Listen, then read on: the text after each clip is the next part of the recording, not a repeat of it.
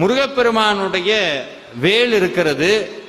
இந்த வேல் வந்து பார்த்தீங்கன்னா கூர்மையா இருக்கு, அகன்று இருக்கு, ஆழமா இருக்கு. நிறைய பேர் இப்ப என்ன ஆயிடுச்சு, யூடியூப்ல வேலை வச்சு கும்பிடாதீங்க, வேல்ல எலுமிச்சம்பழம் குத்துங்க, வீட்டில் வேல் வச்சீங்கன்னா சண்டை வரும், சாமியார் ஆயிடுவீங்க, எதையாவது ஒன்று சொல்லவும் நம்மளுக்கு என்ன வந்துடுது, முதல்ல என்ன வருது, பயம் வந்துடுது. ஐயோ வீட்டில் வேல் வைக்க கூடாதாம்ல அப்படி. வேல் சாமி வந்து கருப்பசாமியினுடைய அருவால நம்ம பூஜை பண்றது இல்லை, கரெக்டா? கருப்பசாமியோடையே தான் கும்பிடுறோம். அம்பாளுடைய திரிசூலத்தை மட்டும் வீட்டில் வச்சு கும்பிடுறது கிடையாது.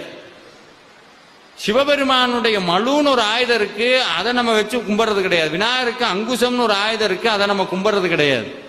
ஆனால் உள்ள தெய்வங்கள்லயே முருகப்பெருமானுடைய ஆயுதம்னு சொன்னாலும் அது ஆயுதம் கிடையாது, சாட்சாத் முருகப்பெருமான் தான்.